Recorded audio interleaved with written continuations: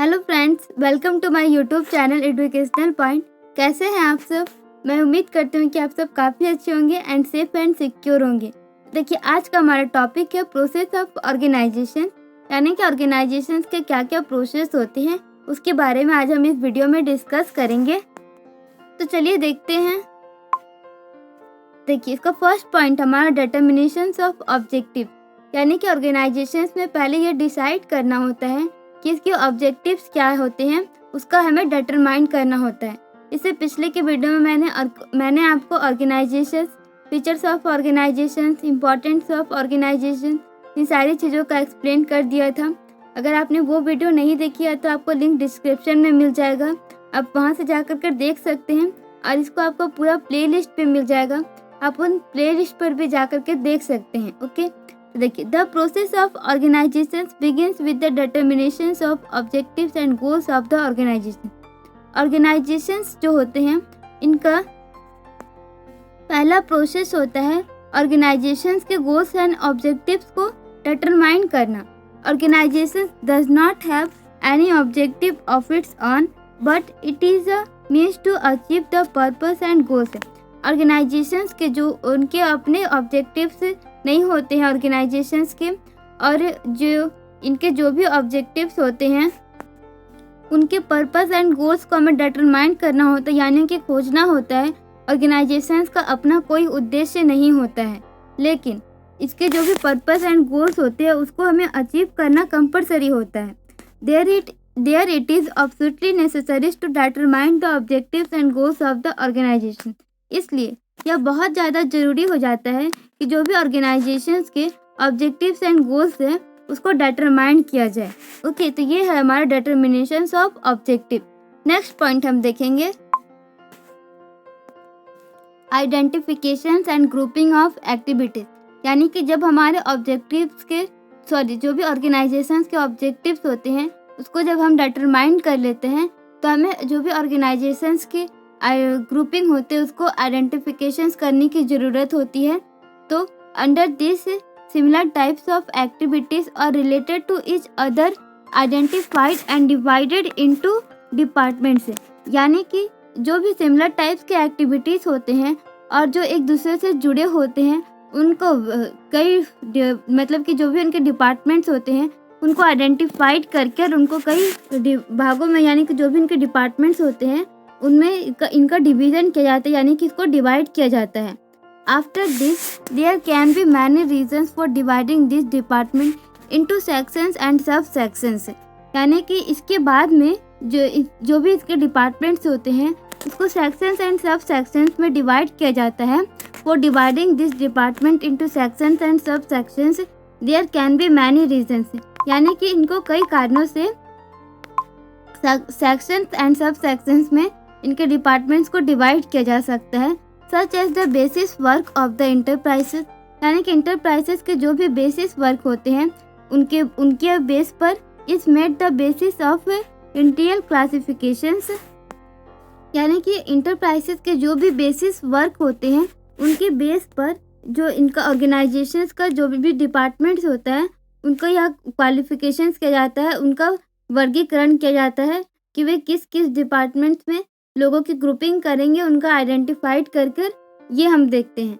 After this, यानी कि इसके बाद में इन द सेकंड क्लासिफिकेशन, यानी कि ये तो हमारा हो गया पहला क्लासिफिकेशन, एंड सेकंड क्लासिफिकेशन होगा it can be separated on the basis of geographical area, यानी कि जियोग्राफिकल एरिया के बेस पर भी इनका क्लासिफिकेशन किया जाता है, यानी कि इनका आइडेंटिफिकेशन करके जो भी इनकी एक्टिविटीज़ होती है उनका ग्रुपिंग किया जाता है। ठीक है, तो ये था हमारा हो गया सेकंड पॉइंट। अब हम थर्ड पॉइंट देखेंगे। हमने जो भी ऑर्गेनाइजेशंस के ऑब्जेक्टिव्स होते थे उसको डिटरमाइन कर लिया। सेकंड में हमने उसके ग्रुपिंग को आइडेंटिफिकेशंस कर लिया, यानी कि उसको आइडेंटिफाई करके हमने जो भी उसकी एक्टिविटीज़ थे उसका ग्रुपिंग कर दिया। एंड थर्ड पॉइंट में हमारा अलॉटमेंट ड्यूटीज, यानी कि जो भी उनके ड्यूटीज़ होते हैं उनको किन किन भागों में डिवाइड किया जा सकता है, उनके डिपार्टमेंट क्या क्या हो सकते हैं, ये हम देखेंगे अलॉटमेंट ड्यूटीज़ में। देखिए, after classifying the grouping the activities, यानी कि ग्रुपिंग के जो भी एक्टिविटीज़ होते हैं उसका क्लासिफिकेशंस करने के बाद में they are distributed among different people according to their ability and interest. उनका डिस्ट्रीब्यूशन किया जाता है डिफरेंट पीपल को, यानी कि according to their ability and interest, यानी कि उनकी योग्यता और रुचि के अनुसार जो भी उनकी काम करने की इच्छा होती है और जिस काम को करने की उनमें योग्यता होती है, उनके बेस पर जो भी डिफरेंट पीपल होते हैं उनका डिस्ट्रीब्यूशन किया जाता है, यानी कि उनको अलग अलग पार्ट में डिवाइड किया जाता है, उनका ग्रुपिंग किया जाता है। विल डूइंग सो का मतलब हो जाएगा हमारा, यानी कि ऐसा करते समय जो भी ऑर्गेनाइजेशंस के जितने भी एम्प्लॉयज़ होते हैं उनके जो भी रिस्पॉन्सिबिलिटीज़ होती है उनको फिक्स कर दिया जाता है। The extent of responsibilities of each employee is also fixed.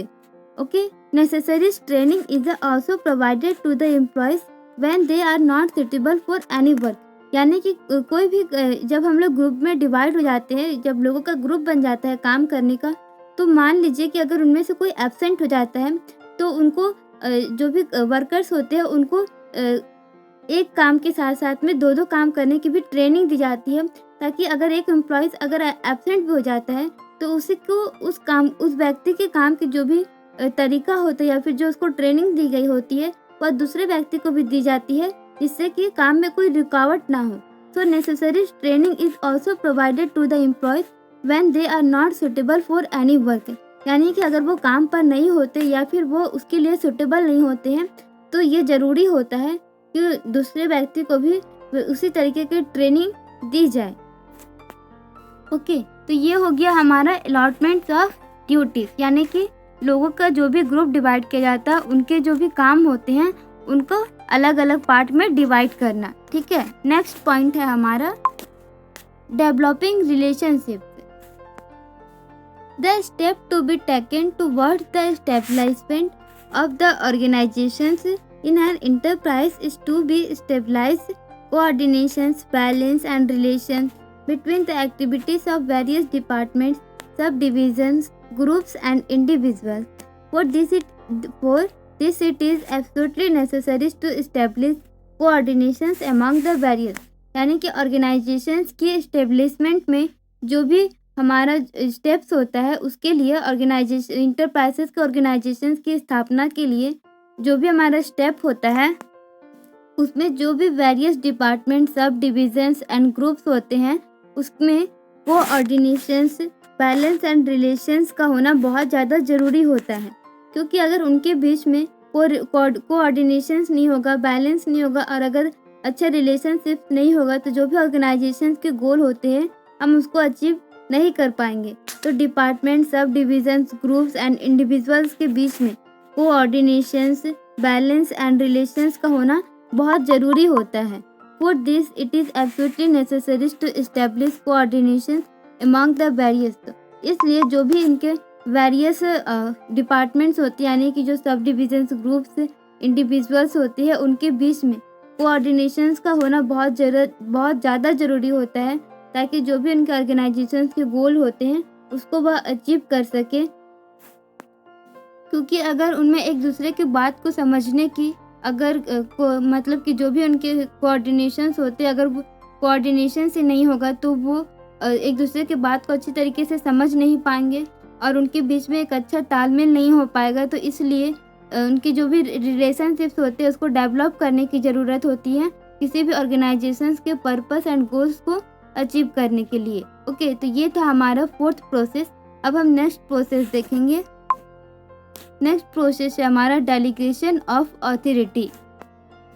Delegation of authority का मतलब होता है कि सारी चीज़ों को हो जाने के बाद में जो भी ऑर्गेनाइजेशंस के मेन लीडर होते हैं उनको अथॉरिटी देना, यानी कि अधिकार देना। ठीक है ना, डेलीगेशन ऑफ अथॉरिटी यानी कि वह सारे काम को देखेगा कि लोग किस तरीके से काम कर रहे हैं, उनके काम करने का तरीका क्या है, वो डेली आ रहे हैं कि नहीं आ रहे हैं, उनके ग्रुप में कितने व्यक्ति हैं, कहीं कोई एब्सेंट तो नहीं है। तो ये सारी चीज़ें जो भी जिस किसी भी व्यक्ति को अथॉरिटी दी जाती है, डेलीगेशन दी जाती है इसकी, वह इन सारी चीज़ों को देखता है।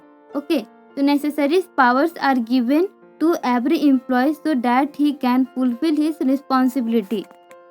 यानी कि जो भी एम्प्लॉयज़ होते हैं, एवरी एम्प्लॉयज़ को यह रिस्पॉन्सिबिलिटीज़ दी जाती है, एक नेसेसरी पावर्स दी जाती है, जिसके बेस पर जो भी इनकी रिस्पॉन्सिबिलिटीज़ होती है उसको वह जो भी इनकी अथॉरिटीज़ होती है उनको यह सौंपा जाता है, जिससे कि उनकी जो भी रिस्पॉन्सिबिलिटीज़ होती है उसको वह फुलफिल कर सके, यानी कि उसको वह पूरा कर सके। How many rights should be given to a persons, यानी कि किस व्यक्ति को कितने राइट्स यानी कि अथॉरिटीज़ दी जाए। It depends on the natures of work, यह उसकी जो भी नेचर्स ऑफ वर्क होता है यानी कि जो भी उसके काम करने की क्षमता होती है, कैपेसिटीज़ होती है, उस पर वह निर्भर करती है।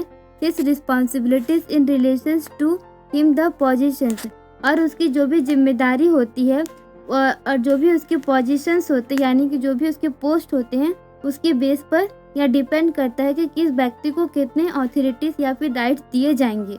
ओके, जिससे कि वह यह देख सके कि उसके नीचे जो भी सुपीरियर से या फिर सब ऑर्डिनेट्स पर्सन जो काम कर रहे होते हैं उनको वह कंट्रोल कर सके, और जो भी ऑर्गेनाइजेशंस के गोल्स एंड पर्पस होते हैं उसको अचीव करने में भी वह काफ़ी हेल्पफुल होता है डेलीगेशंस ऑफ अथॉरिटी में। यानी कि जो भी उसके वर्क की जो भी रिस्पॉन्सिबिलिटीज़ एंड पोजीशंस के बेस पर जो भी उसको काम या फिर जो भी उसको जिम्मेदारी सौंपी जाती है, राइट्स दिए जाते हैं, उसके बेस पर यह बहुत ज़्यादा ज़रूरी होता है, जिससे कि ऑर्गेनाइजेशंस के गोल्स को हमें अचीव करने में आसानी होती है। हमारा जो भी बिजनेस होता है वह काफ़ी तेज़ी से आगे बढ़ता है।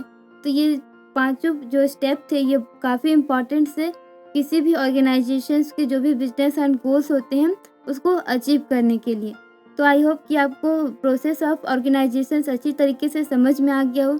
अगर आपको समझ में आ गया हो तो प्लीज़ वीडियो को लाइक कीजिएगा, चैनल्स को सब्सक्राइब कीजिएगा और ज़्यादा से ज़्यादा वीडियो को शेयर कीजिएगा। Thanks for watching. आपका वीडियो देखने के लिए धन्यवाद।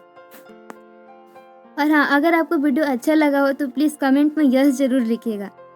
Thank you.